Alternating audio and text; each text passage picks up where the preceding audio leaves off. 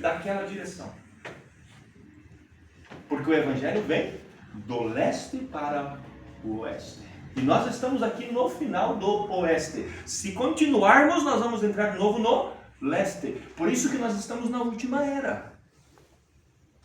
Depois do Evangelho terminar aqui na costa oeste, irmão, terminou, acabou. Jesus disse assim como o sol, o relâmpago se mostra no oriente, levanta do oriente e se mostra no ocidente, assim será a vinda do Filho do Homem. Quando você observa, o Evangelho veio do oriente para o ocidente. A reforma começou na Alemanha. Depois da Alemanha, veio para a Inglaterra. A Alemanha está a oriente da Inglaterra. A Inglaterra está ao ocidente, ou ao oeste da Alemanha.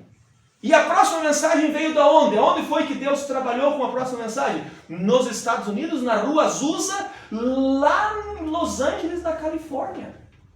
Aonde está Los Angeles, situado no mapa? Na ponta oeste. A mensagem da reforma começou com Lutero na Alemanha, veio para a Inglaterra, da Inglaterra cruzou o Atlântico e se iniciou na costa oeste. Por isso que quando Deus foi revelar os selos a Morana, Deus disse para Morana, vá para o oeste. Então o tabernáculo sempre era organizado desta forma. Aqueles levitas paravam, se localizavam pelo sol, armavam o tabernáculo, irmão. E você sabe como que as demais tribos se organizavam ao redor do tabernáculo? Não era uma para cá, outra para lá, de qualquer jeito. Hoje eu vou, a tribo, vamos dizer, de Judá, hoje eu vou ficar para o sul. Não, ela não podia ficar para o sul. Ela tinha exatamente o seu lugarzinho, onde ela organizava os primeiros, os pais, e ela ia sendo organizada, família por família. Por isso, irmão, que a igreja ela tem que ter uma organização, não uma denominação, mas uma organização, porque Deus é organizado. Sabe qual é a organização na igreja? Primeiro lugar, a Bíblia nos ensina que está o pastor. Ele é responsável pela igreja, pelas coisas que acontecem na igreja, aquilo que você tem que fazer. Eu não estou dizendo isso porque eu estou aqui. Eu estou dizendo isso porque isso é o que a Bíblia nos mostra. O pastor ele é o ancião, ele é o responsável local pela igreja. Por isso que o ancião, o pastor, tem que ser uma pessoa idônea. Não pode ser aquilo que Paulo escreve a Timóteo, capítulo 3. O pastor tem que ser uma pessoa idônea, uma pessoa correta. Não querer ser pastor só por causa do dinheiro das pessoas.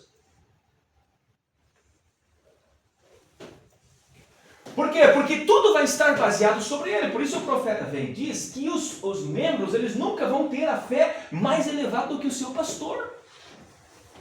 Por isso a responsabilidade do pastor, irmão, não é pouca coisa.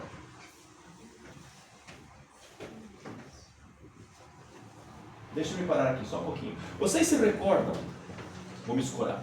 Vocês se recordam daquela passagem quando o irmão Brana foi, era o dia de culto, que era uma quarta-feira, na igreja do irmão Brana.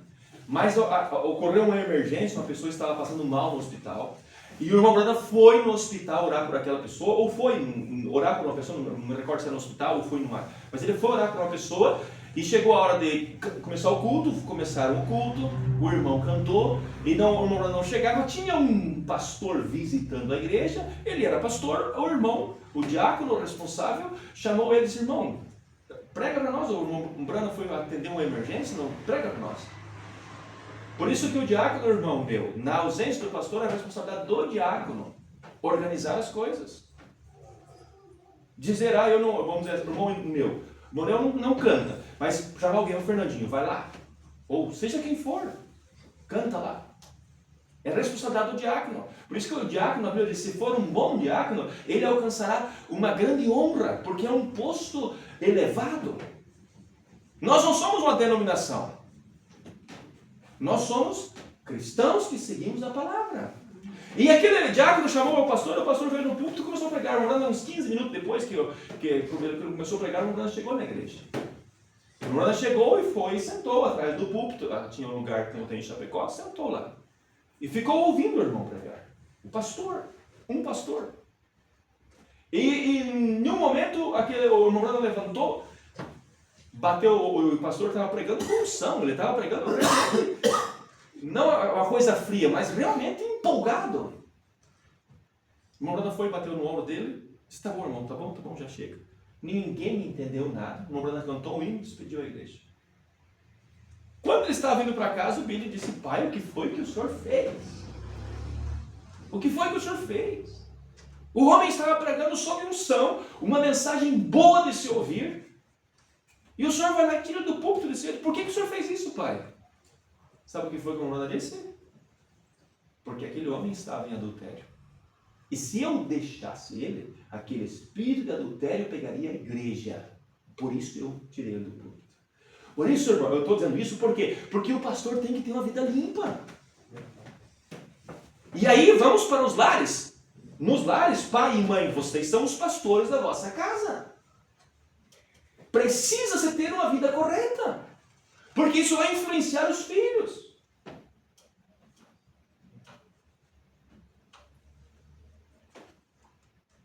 Então,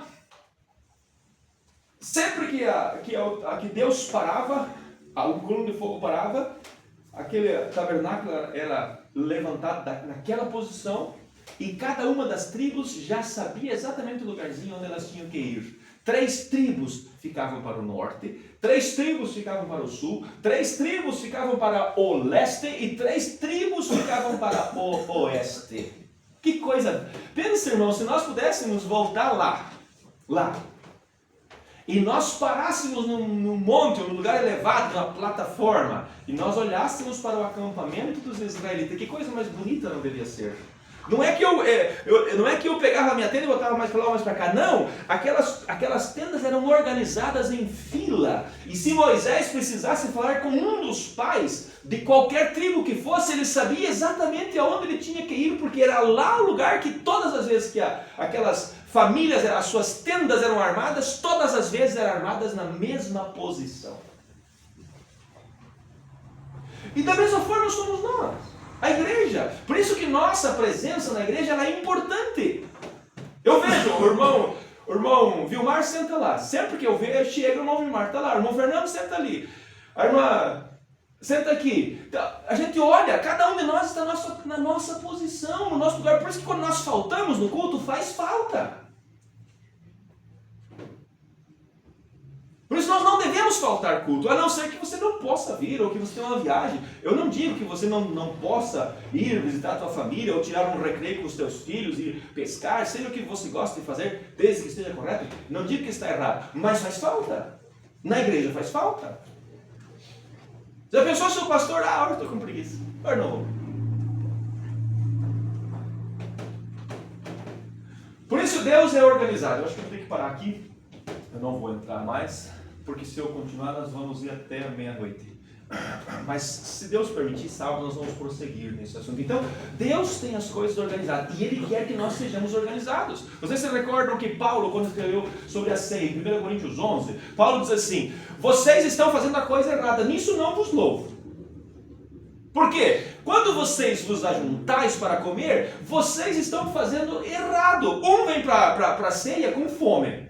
O outro vem e toma vinho e se embriaga. Vocês estão fazendo errado. As coisas têm que ser feitas desta e desta e desta e desta maneira. Porque Deus é organizado. E quando nós olhamos para a organização daquele acampamento dos israelitas, irmão, a coisa devia ser tão bonita aquilo.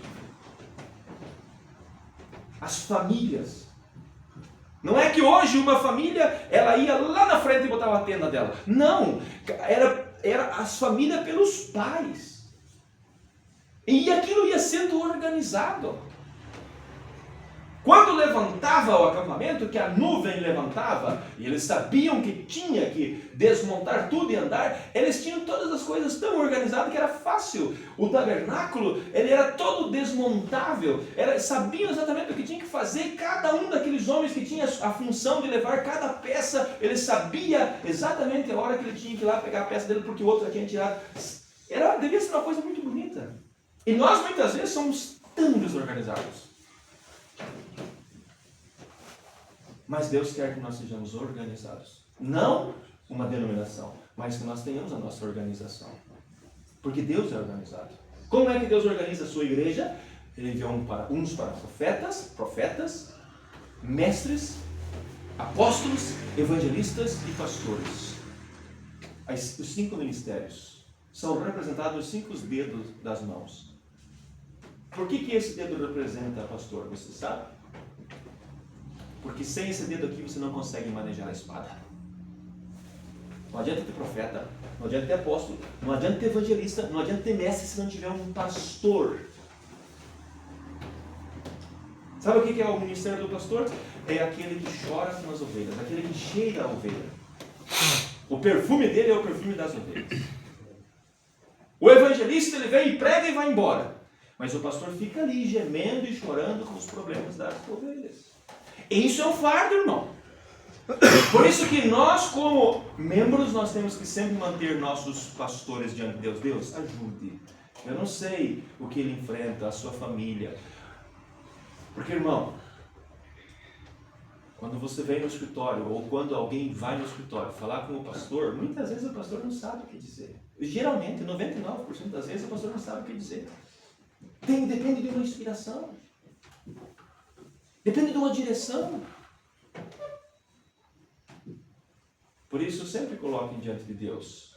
Filhos, orem por vossos pais. Deus, guarde meus pais, dirija meus pais, proteja meus pais. Porque eles são exemplo para vocês. Se o teu pai e a tua mãe se desgarrarem, o que vai acontecer contigo? Se teu pai e tua mãe se separar, o que vai acontecer com você? Se o pastor se perder, irmão, a Bíblia diz, fere-se o pastor e as ovelhas se dispersam. Por isso que a quem mais é dado, mais é exigido. E nós temos que sempre ter esse cuidado. Para nós foi dado muito mais. Para mim e para você. Nós não podemos ser como os denominacionais. O conhecimento que eles têm, na verdade, é bem pouquinho. Mas eu e você sabemos a verdade. E nós temos que cuidar da nossa vida. Amém? Eu vou deixar aqui, sábado, se Deus permitir, nós damos sequência, nós caminhamos um pouco mais. É um assunto muito grande, nós vamos andando, e eu começo a falar, e vou indo, e eu sei que Deus quer fazer nós entender o seu plano para as nossas vidas. E esse templo aqui, irmão, ele representa eu e você. Esse templo ele tem 3 atos, ou 3 divisões. Nós também somos 3. Nós somos um ser trino, corpo, espírito e alma. E Deus não quer habitar só no corpo. Deus não quer habitar só no espírito. Deus quer habitar na alma. A alma é onde está o controle das nossas vidas. Por isso que a salvação, ela é a alma. As nossas almas é que foram compradas. Por que foram compradas? Porque é na alma que habita a natureza do ser humano. Se a nossa alma não for santificada, irmão, o corpo não vai ser santo. O espírito não vai ser santo. Mas se a nossa alma for santificada, o espírito é santo e o corpo é santo. Vamos ficar em pé. Nós temos o pedido de oração pela irmã Maria. Vamos orar por ela. E também tem uma mulher, uma irmã me passou um contato de uma mulher aqui de Bom Jesus, que está numa situação difícil e pediu para que orássemos por ela. Eu já orei, mas eu quero orar junto com vocês por essa pessoa. Ela está em necessidade e vamos pedir para que Deus tenha misericórdia. Amém?